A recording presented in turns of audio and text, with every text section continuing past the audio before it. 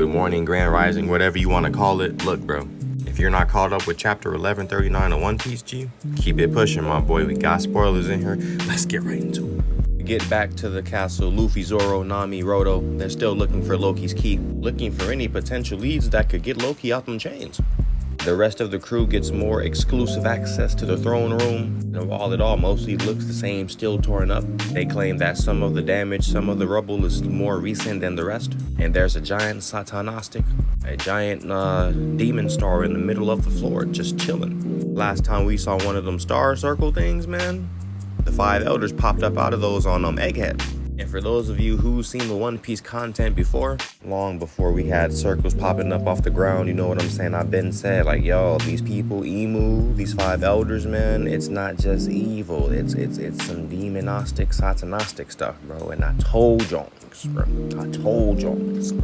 They all seem to be chilling, though, going on about their business until they start hearing a voice. Luffy is the first one recognized by the mysterious voice, and 2 axes show up towards Roto. The person who meets Luffy, Zoro, Roto, and Nami is an old man by the name of Yasan, a former pirate and human resident of Elbaf. The old man says he came here because he felt a strange surge of haki, assuming we're talking about Shamrock and them, but it seems like he just missed him by about a mile though.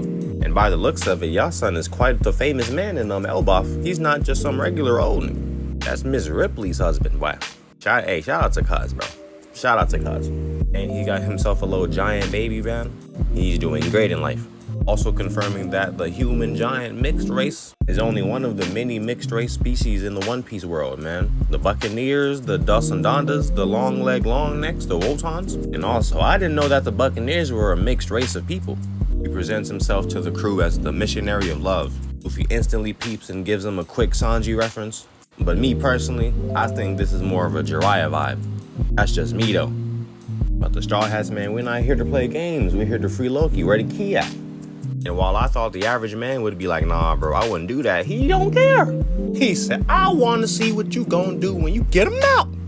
But if this man is as famous as, you know what I'm saying, powerful as he is, and he does not recommend Loki get free off the rip, Loki must be like that. We've been seeing Loki get disrespected in his chains for way too long. I want to see what happens when them Johns come off. I want to see what happens when Loki goes crazy. I want to see what happens when the blindfolds come off. What's Luffy gonna do when the bodies start dropping? Luffy's like, hey, bro, I'ma just beat him up and put some chains back on if he get it tweaking. Also, that red-haired Shanks was the only other person who was really able to stop him and put him up for real. So, is Luffy gonna be able to handle that responsibility? I think so, man. Gear 5 and 4. For real. The old man just continues talking. Luffy just instantly took off. He's not trying to hear none of that shit. And it seems like the old man has got some memories of Roger. The man with the glasses and the axes is starting to look like my boy Goblin. We get back to Usopp and the rest of the crew. They tell stories of a man who was on the famous Roger Pirates that was just as strong as Rayleigh and Roger themselves.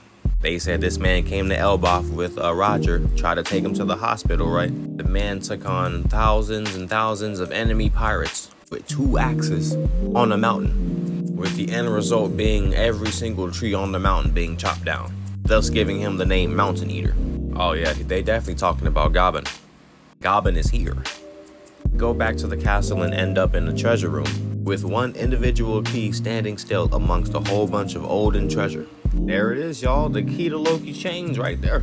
Goblin says this key is so crazy not even the worst of niggas would take it. And Luffy can have the key as long as he takes it from Goblin.